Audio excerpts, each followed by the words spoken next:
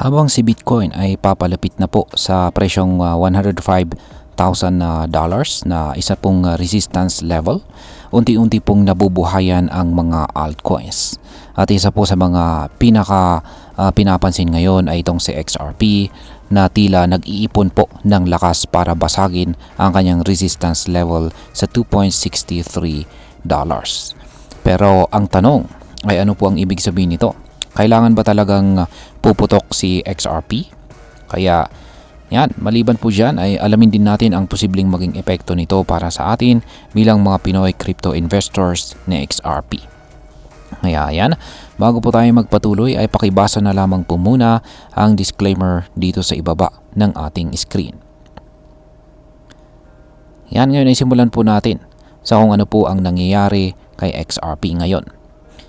Ayan, sa kasalukuyan ay nasa $2.39 ang presyo ng XRP. Mukhang tuloy-tuloy po ang kanyang pag-angat dahil na rin sa suporta na nahanap niya sa presyong $2.24.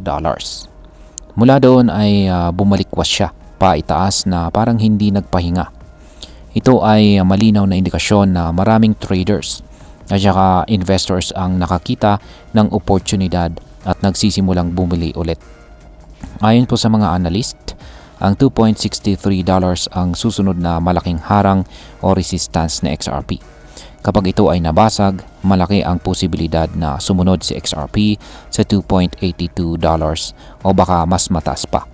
Pero teka, hindi lang yan haka-haka. Merong mga technical na dahilan kung bakit sinasabi ito. Ngayon ay bakit po ba mahalaga ang price level na $2.63 para kay XRP? Ang presyo po na $2.63 ay tinuturing ngayon na key resistance level. Ibig sabihin ay dito po natin malalaman kung sapat ba ang lakas ng XRP para tuluyang umakyat.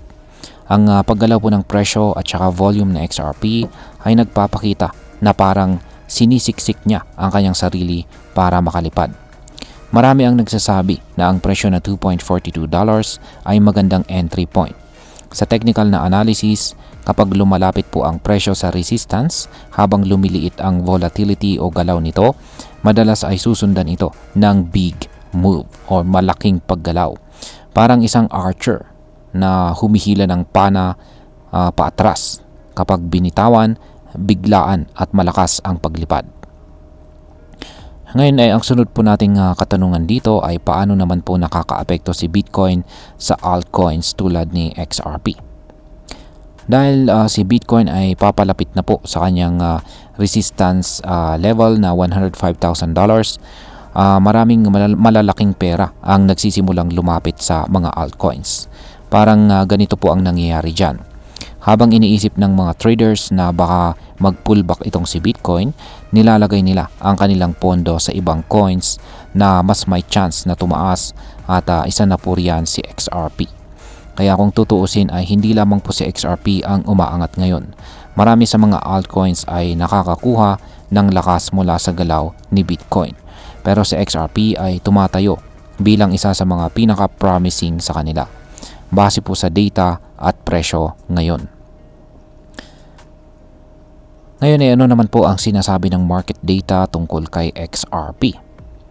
Sa ngayon ay meron po si XRP ng $4.25 billion na daily trading volume at ang kabuuang market cap po niya ay nasa mga $140.26 billion. Ibig pong sabihin yan ay mataas po ang interest at saka liquidity niya sa market. Kaya baga sa market ay si XRP ay isa sa mga pinakaaktibong bitbit ng mga buyers at sellers. Sa nakarang linggo ay tumaas po siya ng 9.06%. Hindi ito basta-bastang galaw lalo na sa ganitong market condition. Ibig sabihin ay maraming traders ang positibo na baka ito na ang simula ng mas malaking rally.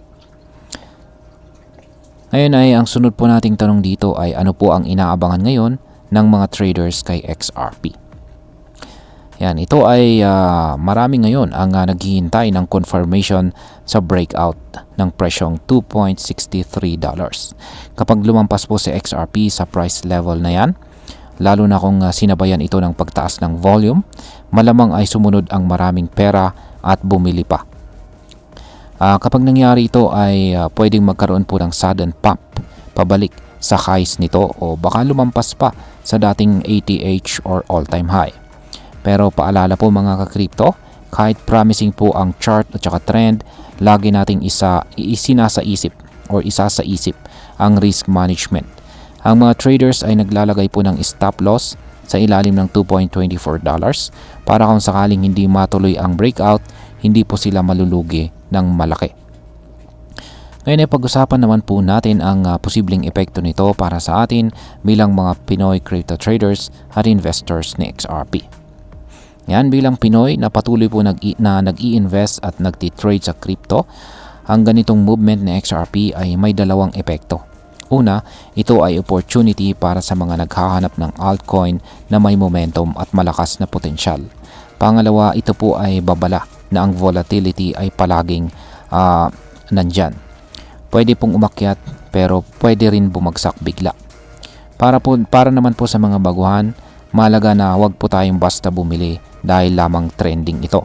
Intindihin muna natin ang chart, basahin natin ang market conditions at alamin natin kung papasok ba tayo bilang trader o isang long-term holder. Para po sa mga marunong na pong magbasa ng technical analysis, sa XRP ngayon ay parang nasa tuktok ng diving board. Nakaabang na lang kung tatalon na ba siya o maghihintay pa ng konting lakas. Bilang panghuli, ang masasabi ko naman tungkol dito ay sa tingin ko si XRP ay may magandang position ngayon sa market. Sa dami po ng mga altcoins, siya ang isa sa mga may solid fundamentals at napakaraming supporters sa buong mundo. Pero tandaan, kahit gaano pa kaganda ang chart, laging may risk sa crypto. Hindi po ito guaranteed. Kung ako ang tatanungin, magandang bantayan po sa XRP lalo na ngayong mainit ang altcoin season. Pero wag po tayong magpapadala sa hype. Maging matalino po tayo sa pagpasok at wag po nating kakalimutang mag-research at gumamit ng tamang risk management.